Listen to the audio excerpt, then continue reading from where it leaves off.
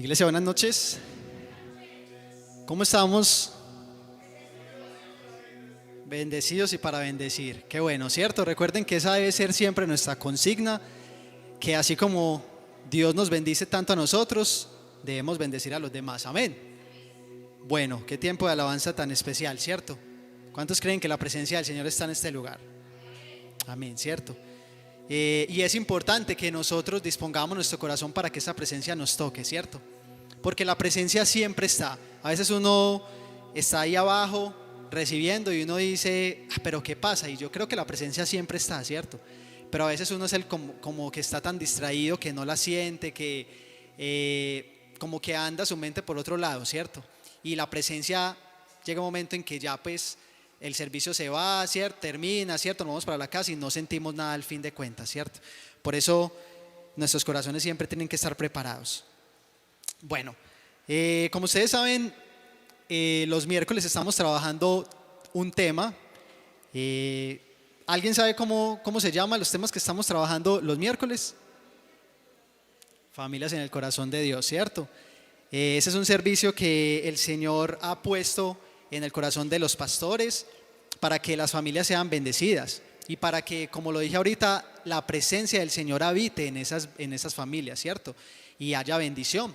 Y también esa familia pueda bendecir a todos los lugares donde la familia se desempeña, ¿cierto? Y hemos hablado de algunas cositas refiriéndonos a qué necesita la familia para estar en el corazón de Dios. Ese ha sido el enfoque que los pastores han querido que toquemos en este mes. Y esta semana justamente, bueno, desde la semana pasada el Señor al grupo de líderes nos hablaba de algo impactante y pues el Señor me ponía en el corazón que parte de eso era lo que quería que compartiera esta noche.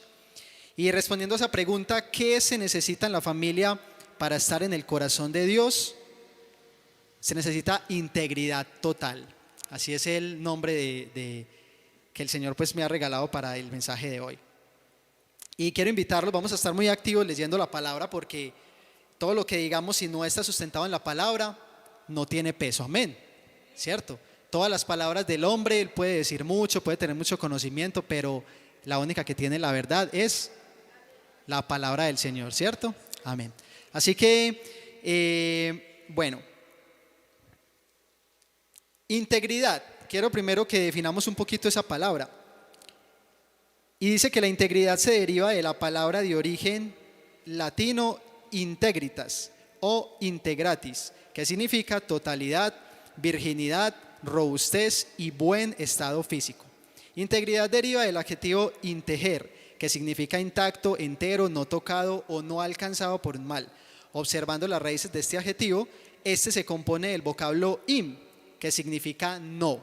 ¿Sí? Esa es la primera parte de lo que dice integridad. Y otro término de la misma raíz del verbo tangere, que significa tocar o alcanzar.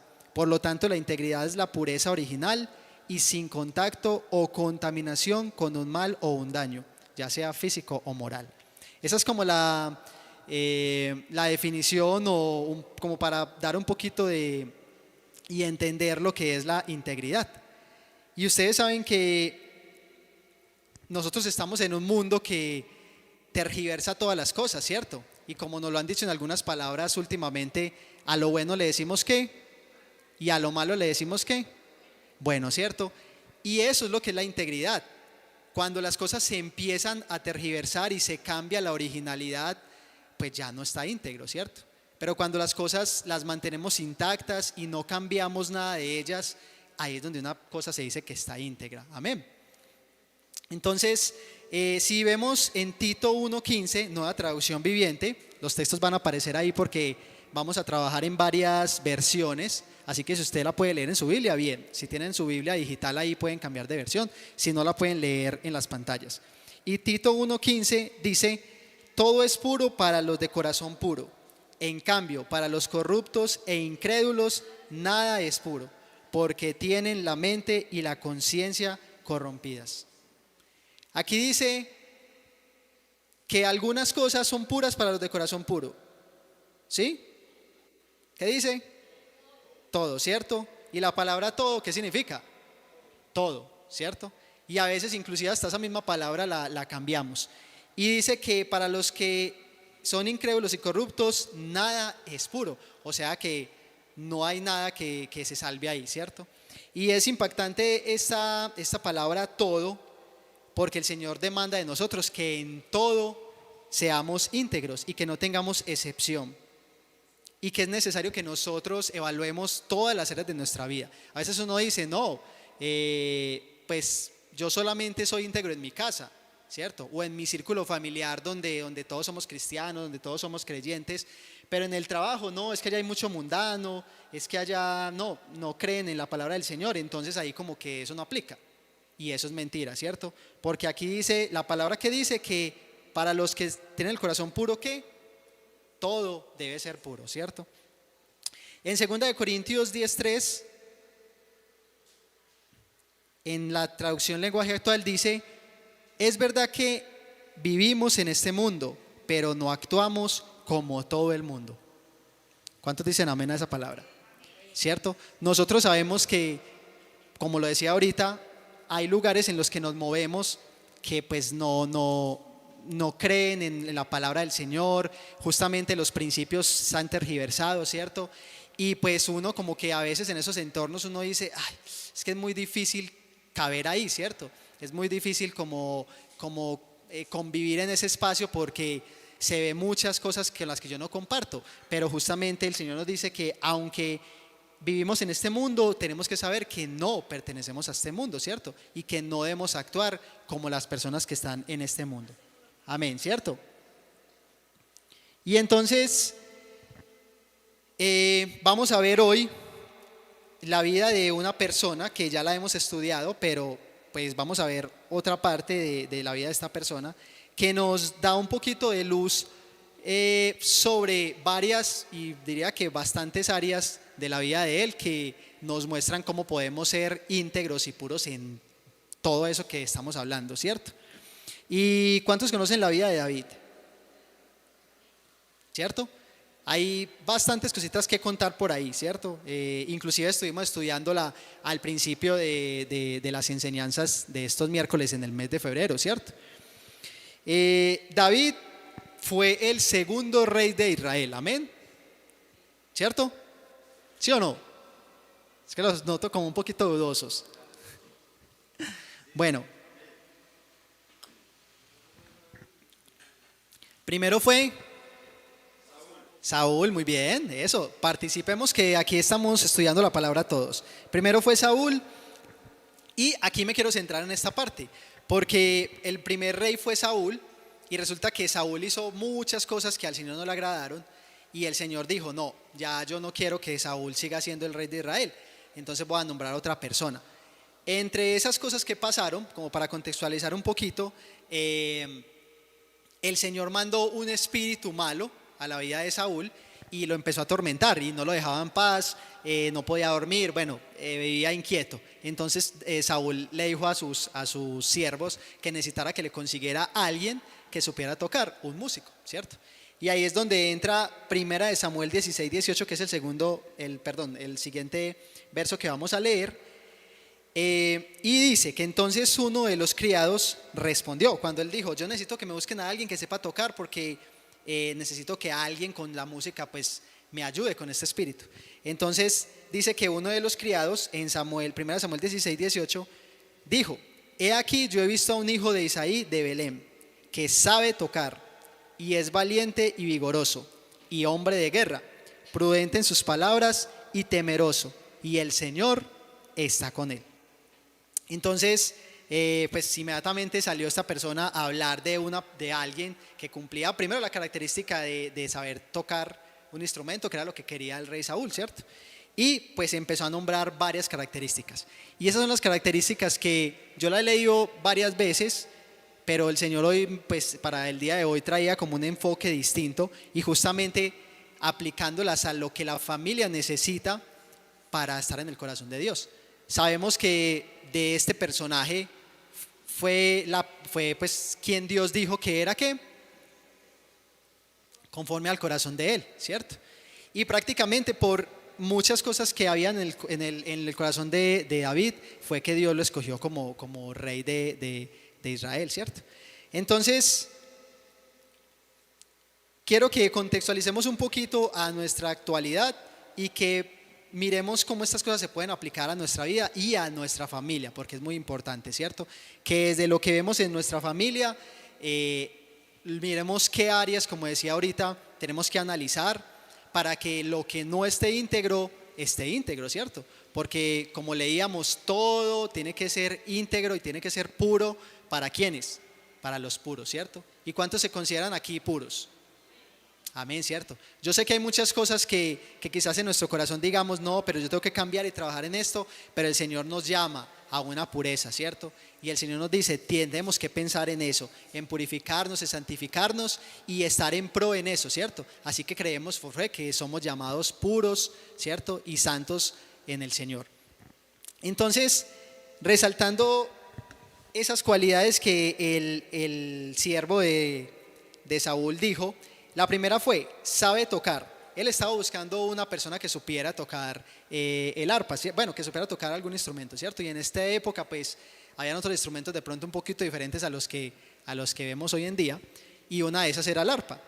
Y buscando varias versiones, me llama mucho la atención porque aquí solamente dice, sabe tocar, pero en otras versiones dice que era muy talentoso para tocar el arpa. En otras dice que era muy bueno para tocar el arpa.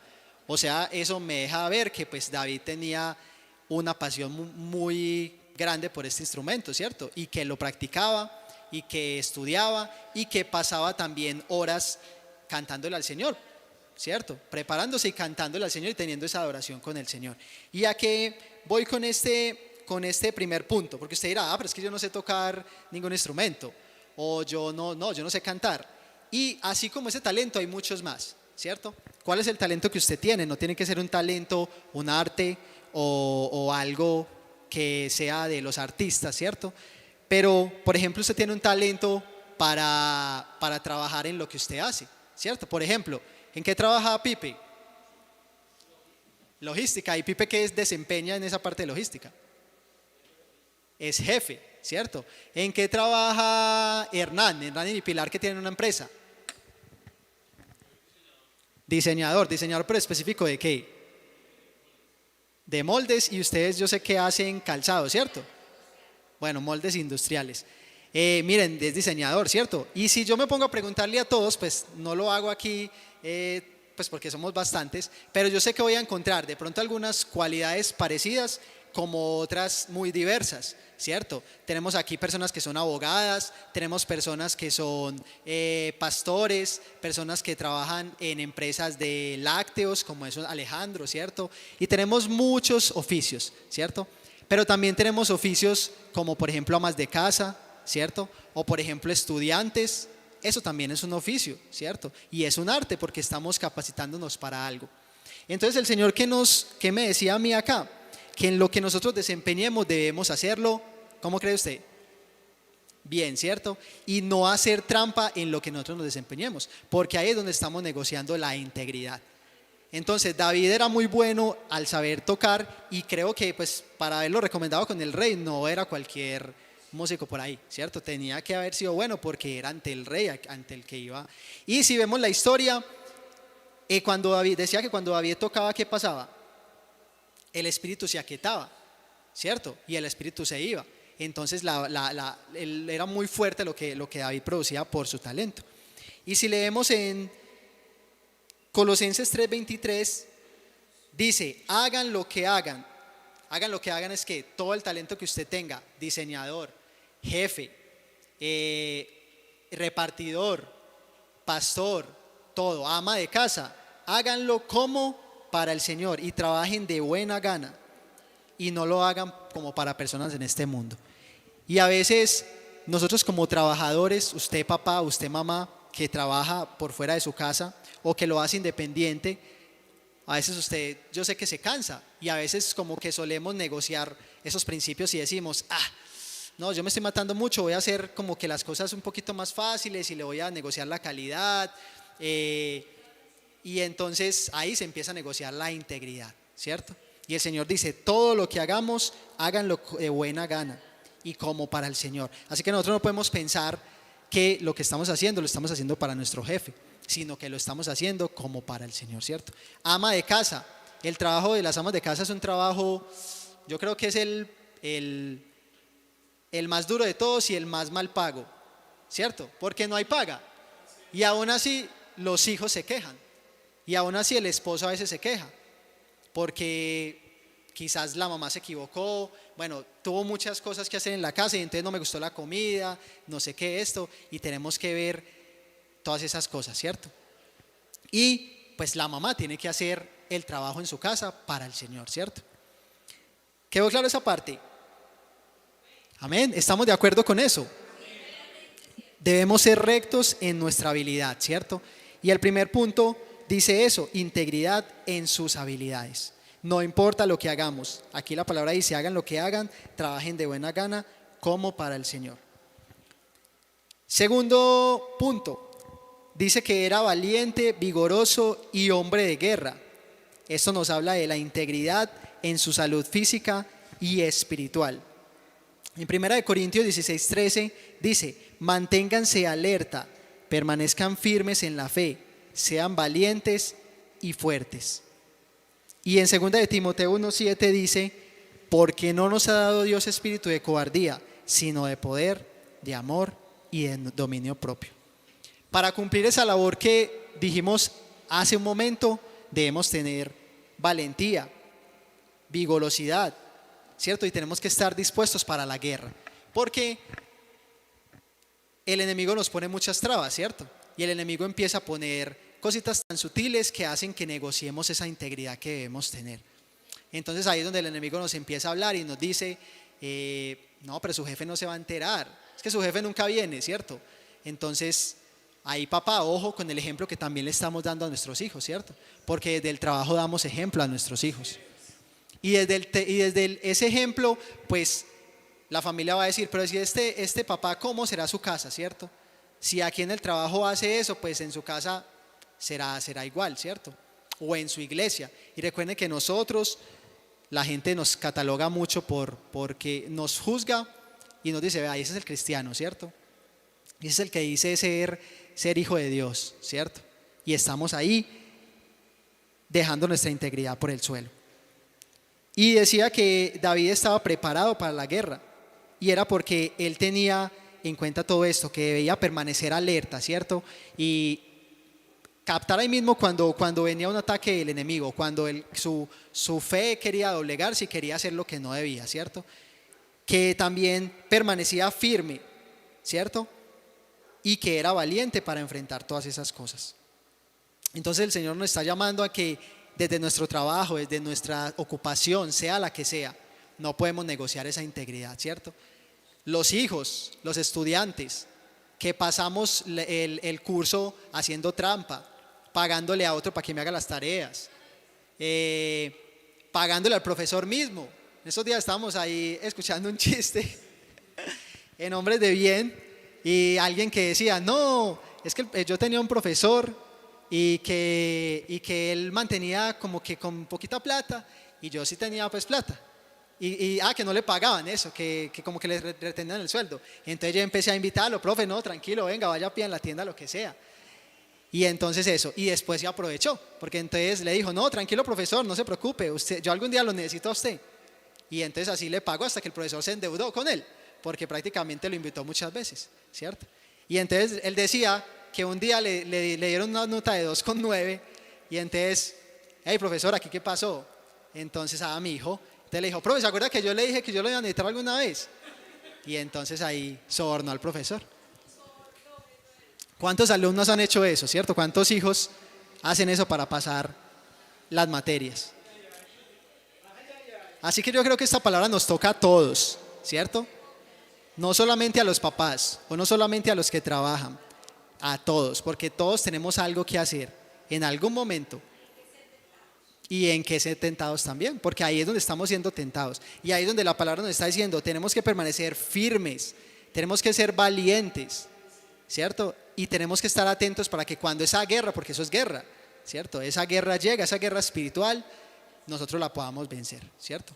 Amén. Luego dice que era prudente en sus palabras. Y aquí viene otro punto y es integridad en su hablar. Ay, ay, ay. Diga, ay, ay, ay. Porque este es un tema que también nos toca a todos y que debemos analizar muy bien. En Proverbios 18:21 dice: la lengua tiene poder para dar vida y para quitarla.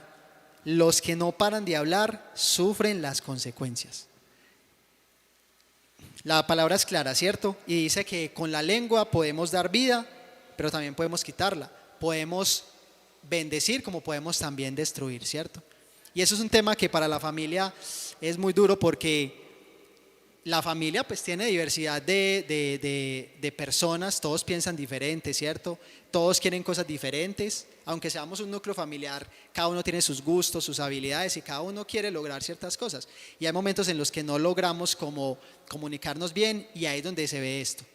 Empiezan los hijos a contestarle mal a los papás, ¿cierto? Con la misma lengua que le decimos papi te amo, papi, mami te amo, también le decimos, es que pereza usted como papá. El papá de mi amiguito es mucho mejor, porque no lo cansa, porque es chévere, le da platica, ¿sí? Y ojo, porque ahí que estamos haciendo, nuestra lengua la estamos utilizando para destruir. Lucas 6:45: la gente buena siempre hace el bien, porque el bien habita en su corazón. La gente mala hace siempre el mal, porque en su corazón está el mal. Las palabras que salen de tu boca muestran lo que hay en tu corazón. Ese es el texto que hemos leído, que dice: de lo que hay en tu corazón, habla tu boca, ¿cierto? En otra versión, porque esta es la traducción lenguaje actual. ¿Qué hay en nuestro corazón y de qué nos estamos llenando? ¿De qué te está llenando papá y mamá? ¿De qué te está llenando hijo, tío, abuelo? Porque lo que hay en nuestro corazón es lo que va a salir en nuestra boca, ¿cierto? Y no quiere decir que nunca vamos a pelear, que nunca vamos a tener discusiones o pleitos con nuestra familia, lo vamos a tener. Pero es importante que cuidemos este órgano tan importante pero tan peligroso que es la lengua, porque estamos destruyendo a nuestra propia familia. Y eso se va a ver generación tras generación, ¿cierto? Entonces, padres que le contestan a los hijos, y los hijos cuando tienen hijos, lo mismo, le contestan mal y viceversa. Y eso es un mal que nunca se para, porque nunca refrenamos la lengua. Así que por eso es que estamos aquí, ¿cierto? Y por eso es que tenemos que buscar al Señor día tras día, para que nos llenemos más de su palabra, de su presencia, de lo que es Él, de su amor, ¿cierto? Y que nuestras palabras sean eso mismo, amor. En Efesios 4:29 dice: no digan malas palabras, al contrario, digan siempre cosas buenas que ayuden a los demás a crecer espiritualmente, pues eso es muy necesario.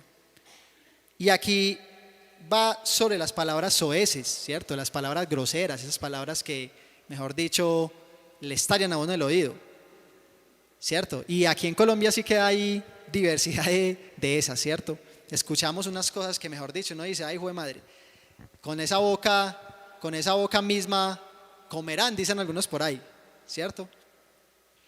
Y eso nos toca mucho a los, bueno, digo yo porque yo también estudié y a mí me tocó, a los estudiantes, ¿cierto? Nos relacionamos con amiguitos que tienen mucho mundo, que tienen unas relaciones muy distintas a las de nosotros. Por lo menos yo fui criado desde muy chiquito en el Evangelio y no escuchaba esas palabras en mi casa, pero un día las escuché en el colegio y me dio por repetirlas. Y ahí vine que me fue más mal, porque obviamente me pegaron en la casa y no las volví a decir, gracias a Dios. Pero nos dejamos permear, ¿cierto? Y empezamos a usarle un dialecto que nosotros no hablamos, un dialecto que pues uno le parece como chévere, ¿cierto? Por encajar, no sé, por agradarle no sé a quién, ¿cierto? Y ojo papás también, ojo mamás, en nuestro trabajo, porque también he escuchado, y amigos, tengo algunos amigos por ahí cristianos, entre comillas, que en su trabajo es un trabajo pesado, ¿cierto? Pero se dejan contaminar y entonces incurren en conversaciones malucas, empiezan a hablar ese idioma que hablan esas personas, ¿cierto? y no están siendo íntegros en su manera de hablar.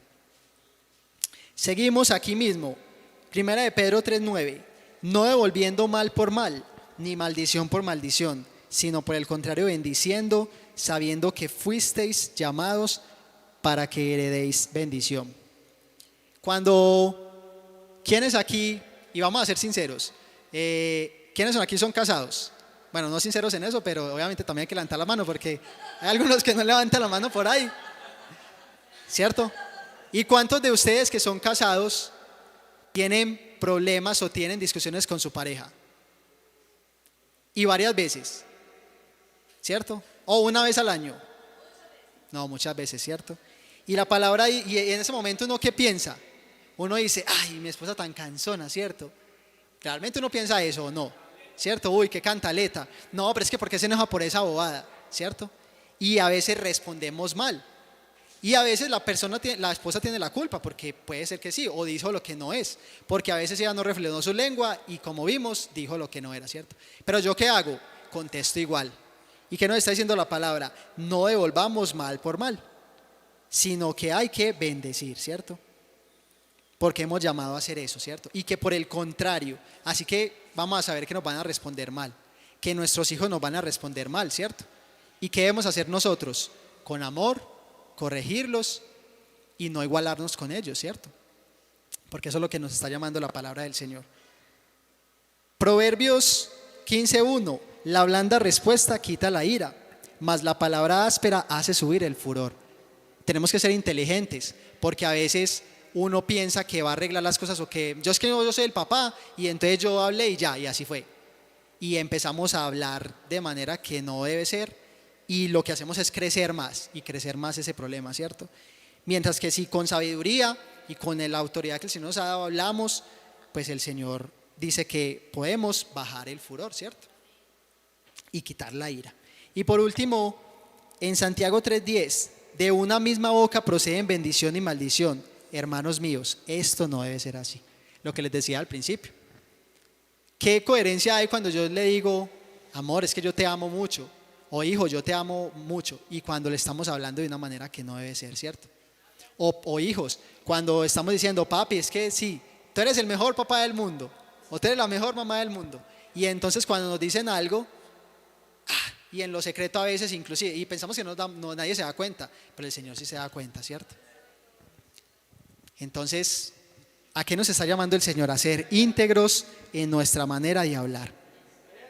Y si de David decía que hablaba bien y que era sabio en sus palabras, decía que era prudente, pues podemos aprender eso, ¿cierto? A que debemos estar llenos del Señor para que el Señor nos ayude a dominar nuestra lengua. ¿Cómo vamos hasta ahí? Bendecidos, confrontados también, ¿cierto? Y la idea es que la palabra del Señor haga eso, ¿cierto? Que la palabra del Señor nos incomode, pero que nos incomode para bien, ¿cierto? Y que veamos que esas áreas no tenemos bien para que las arreglemos. Cuarto punto, hermoso o de buena presencia, integridad en la vestimenta. Y aquí lo he enfocado o el Señor me ha regalado como enfocarlo en 2 puntos, y uno es la forma en la que nos estamos vistiendo. Y en Primera de Samuel 16:7 dice, pero el Señor dijo a Samuel, no mires a su apariencia, ni a lo alto de su estatura, porque lo he desechado. Porque Dios no ve como el hombre ve, pues el hombre mira la apariencia exterior, pero el Señor mira el corazón. Y si leemos este texto, pues uno dirá, pero es que el Señor no estaba viendo cómo se vestía, ¿cierto? Entonces, ¿a qué tiene que ver eso acá? Pero mire que la parte última dice, la última parte dice, porque Dios no ve como el hombre ve, pues el hombre mira la apariencia exterior. ¿Y qué es lo que usted ve ahora en las propagandas? ¿Qué es lo que usted ve ahora en redes sociales? Usted abre redes sociales y ¿qué ve? La persona mismo posando, que mis Nike, ¿cierto? O los que están en la playa en vestido de baño y tomando de la foto, ¿cierto? O cuando voy al gimnasio entonces mostrando los músculos, ¿cierto? Así como el pastor dice por aquí. Y yo sé que es un tema muy delicado, ¿cierto? Porque yo no les vengo a decir, y tampoco estoy de acuerdo con que nos tengamos que vestir entonces con pantalón, corbata, ¿cierto? Y las mujeres con falda y la blusa cuello tortuga y aquí, porque eso tampoco es, ¿cierto? Hay quienes se visten así y aparentan otras cosas, ¿cierto? O viven de otra manera. Pero el Señor sí nos está diciendo que debemos saber cómo nos estamos vistiendo y para qué nos estamos vistiendo, ¿cierto? Decía que David tenía una buena forma de vestir, era de buena apariencia. Porque si no, no lo hubieran presentado ante el rey. Si se vestía de cualquier manera, no lo iban a presentar ante el rey, ¿cierto? Y aquí quiero llamarles la atención a todos para que realmente analicemos para qué nos estamos vistiendo, ¿cierto? Porque eso es un problema que a veces genera problemas en los esposos, por ejemplo. Las mujeres que quieren mostrar su cuerpo a quien no lo debe mostrar, ¿cierto? Y se visten provocativamente en la calle, cuando esas vestimentas deben ser ¿para quién? Para su esposo, ¿cierto? Y para su esposo en la intimidad, ¿cierto? Porque conozco por ahí algunos casos que dicen, no, pero es que a mi esposo le gusta que yo me vista así. Y entonces salen con blusas ombligueras y mostrando las piernas y están tentando a otros hombres, ¿cierto? Y están permitiendo que Satanás utilice muchas cosas, como por ejemplo, tuvo la pelea con el esposo en su casa y entonces se vistió así como siempre se viste y llegó alguien por ahí y le dijo, uy, cómo estás de bonita. Y entonces las palabras que le faltaban en su casa las encontró por fuera y allí es donde empieza la infidelidad y el adulterio, ¿cierto? Y ustedes saben que eso suele pasar. Hijos que se visten de manera rebelde, entonces se empiezan con unas vestimentas y unos atuendos que yo no sé de dónde los sacan. Y es que para darle rabia a mi papá, porque yo quiero yo tengo la libertad de expresión, ¿cierto? Salen con esos cuentos. Y entonces, a mi papá no me gusta, pero él me debe respetar como yo soy. A mí me pasó una vez, no eso, lo que les voy a contar enseguida. Cuidado con la ropa con la que, cómo la estamos escogiendo, porque hay ahorita ropa que trae mensajes muy raros. Y a mí me pasó una vez.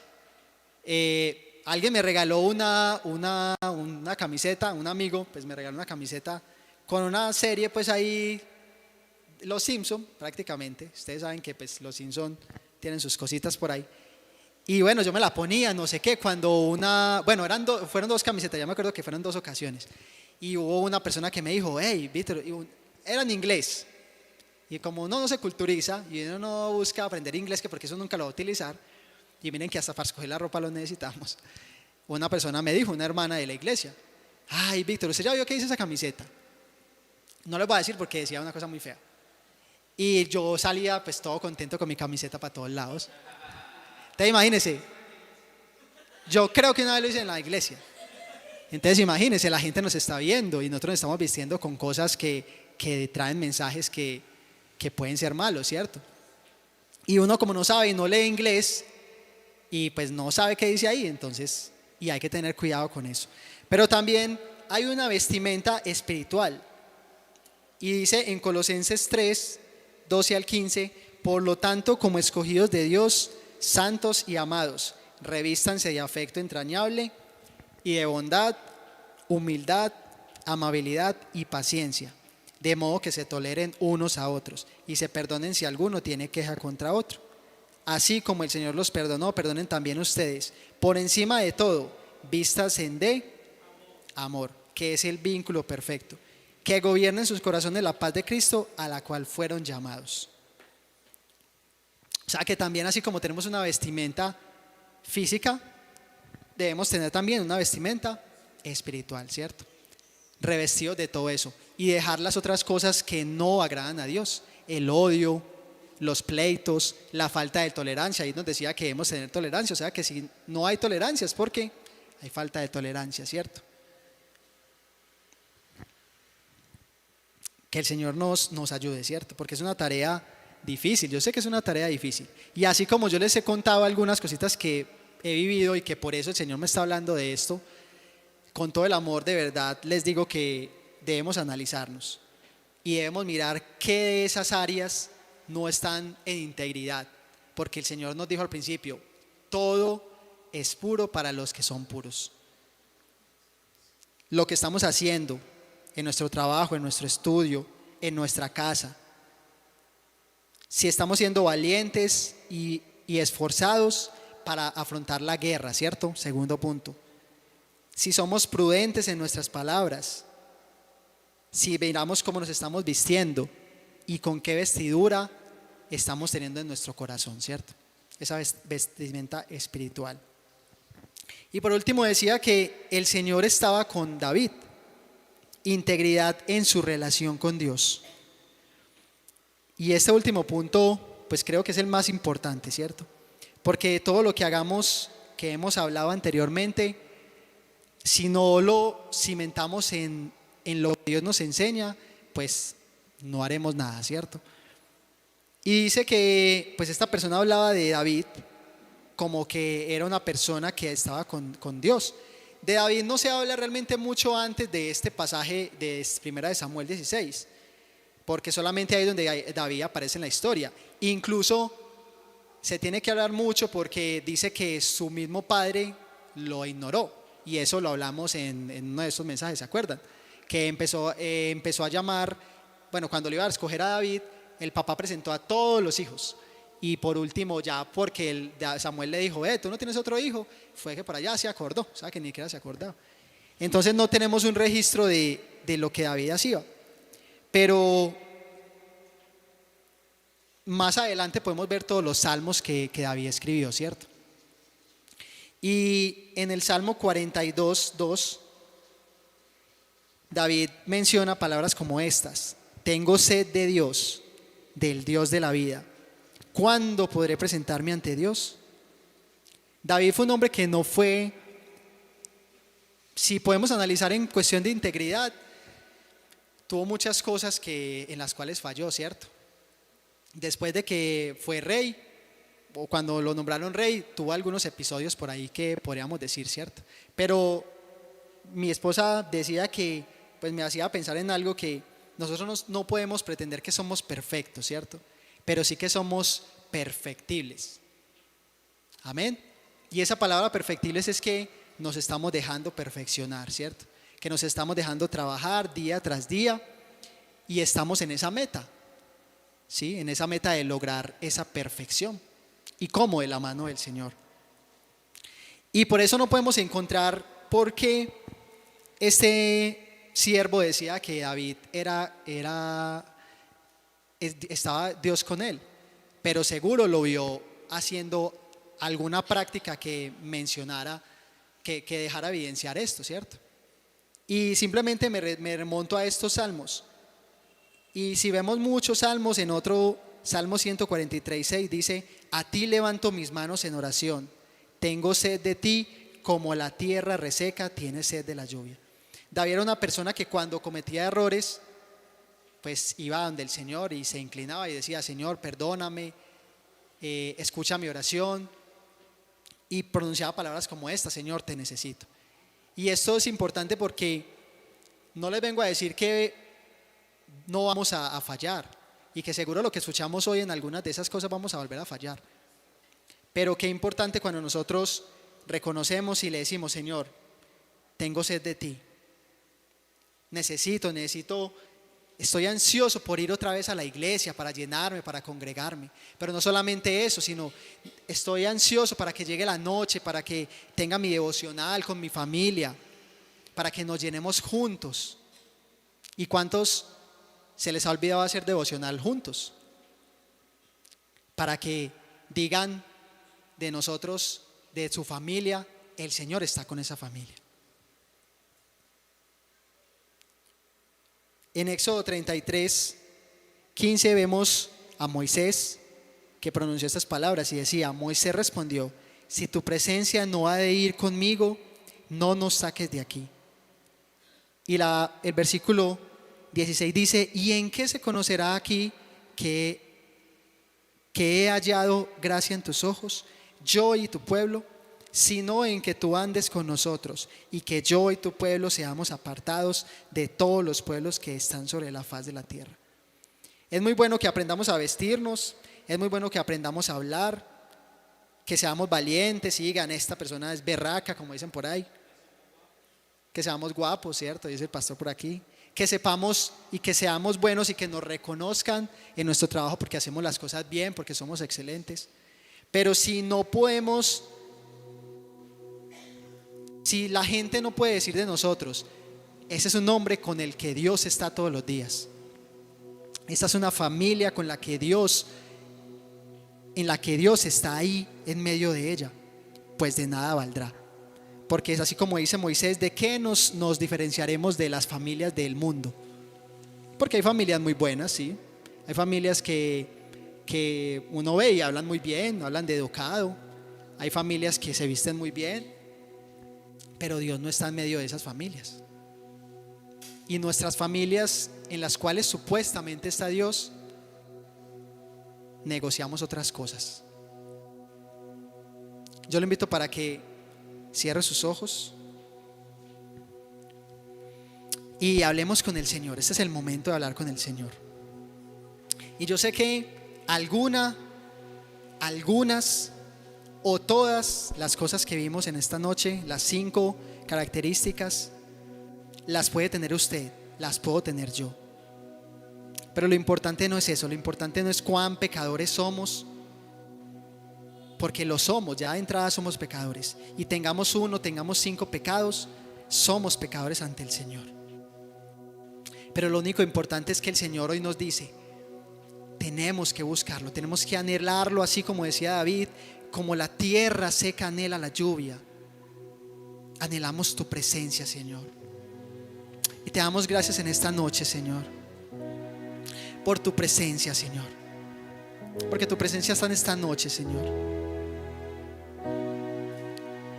No solamente porque lo cantamos, Señor, porque es muy bonito cantarlo, es muy como que le mueve a uno el sentimiento, Señor, gritar, tu presencia es el cielo para mí, Señor.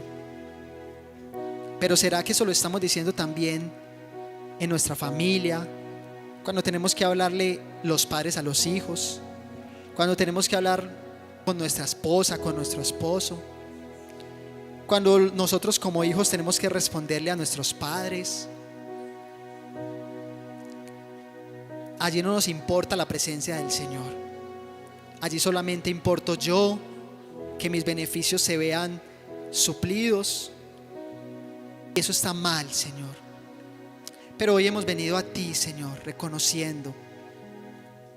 Y le pido, iglesia, que usted le diga ahí, Señor, perdóname por lo que usted reconozca que tiene de estas cosas. Si usted reconoce que le habla mal y que tiene problemas para dominar su lengua, dígale, Señor, ayúdame. No puede salir bendición ni maldición de mi boca, Señor. Y no es justo, Señor, y no es coherente que con quienes más supuestamente amo, Señor, yo hable de una manera que no refleja el amor de Dios. Perdóname, Señor, también dile si estoy haciendo las cosas que no debo hacer en mi trabajo, Señor. Si estoy siendo holgazán, si estoy haciendo cosas por debajo de mi jefe, Señor. Si como estudiante estoy haciendo trampa en mis exámenes, estoy engañando a mi profesor o lo estoy sobornando para que me ayude a pasar la nota, Señor. No estamos siendo íntegros en lo que debemos hacer, Señor. Pero perdónanos y ayúdame, Señor. Ayúdame, Dios, dile. Ayúdame, Señor, en mi forma de vestir. Si es que no te agrada, Señor. Si estoy por agradarle a otra persona, Señor. Si eso está causando, Señor, que haya tentación y que otros ojos me miren, Señor, y que no esté por agradar a mi esposo o a mi esposa, Señor. Si es que me estoy vistiendo a la moda por querer encajar, Señor, y no estoy cuidando la forma en cómo me visto, Dios. Y peor aún, si no me estoy vistiendo de ese afecto, Señor, de ese amor entrañable, Dios, que tú dices que debemos tener. Perdónanos, pero ayúdanos, Señor, porque tú dices que tú nos perdonas, Señor, que nos das una nueva oportunidad y que nos bendice, Señor. Y perdónanos, Señor, si no hemos sido valientes, esforzados y no hemos buscado, Señor, tu presencia, Señor. Y no hemos querido, Señor, que digan El Señor está con la familia Sarria, Esquivel, con la familia Sajona, con la familia Alzate, con la familia Torres, y ponga su apellido ahí. Dígale: yo quiero, Señor, que la gente diga: el Señor está con la familia, y ponga su apellido. Porque eso es lo único que nos va a separar y nos va a diferenciar de las demás familias de este mundo, iglesia. Pero por eso es necesario que busquemos al Señor, que nos llenemos de Él y que busquemos que haya integridad en todo lo que hacemos, no en algunas cosas. Realmente analícese y mire si algunos de estos 5 puntos no son totalmente íntegros en su vida y en su familia. Y vaya a casa, pida perdón al que tiene que pedir perdón, restaure la relación con el que tenga que restaurar y haga las cosas correctamente. Eso es lo que nos pide el Señor. Y te damos gracias, Señor, por esta noche, porque tú nos das una nueva oportunidad. Esta es una nueva oportunidad que nos das, Señor, para hacer las cosas bien, Señor, para arrepentirnos de nuestro pecado y acogernos, Señor, a tu gracia, Dios, y hacer que tu palabra no se quede en nuestros oídos, Señor. Y te pido que tomes el corazón de la iglesia, Dios, de los que han venido a este lugar, pero también de los que nos están viendo allí en la transmisión. Toma mi vida, Señor, porque yo soy el primero, Señor, y me has hablado a mí y me has dado el privilegio de compartir esta palabra a tu iglesia, Señor, porque también tengo cosas que mejorar, Señor. Tú y yo lo sabemos, y tu iglesia lo sabe también, cada uno contigo, Señor. No tenemos por qué revelarlo aquí, Señor, pero en la intimidad contigo es necesario que vayamos y te digamos: ayúdame, Señor. Quiero ser íntegro en este área o en estas áreas, Señor. Y que realmente digan que mi familia está en tu corazón, Dios, y que tú permaneces constantemente en mi familia, Señor. Es lo que te pedimos en esta noche. Danos fortaleza, valentía como David, un hombre de guerra que estaba preparado para cuando las circunstancias, las tentaciones vinieran, no negociara sus principios, Señor, y se mantuviera íntegro para agradarte a ti, Señor. Aun cuando la gente no nos vea, Señor, no se dé cuenta nadie, Señor, tú sí te estás dando cuenta, Señor, de lo que estamos haciendo. Por eso guárdanos y ayúdanos ahora que salimos de este lugar, porque es allá afuera donde tenemos la verdadera lucha, Señor. Y allá donde debemos ser valientes, esforzados y estar preparados para ese momento que llegue, Señor. Demostrar quiénes somos en ti, Señor. Gracias, Dios.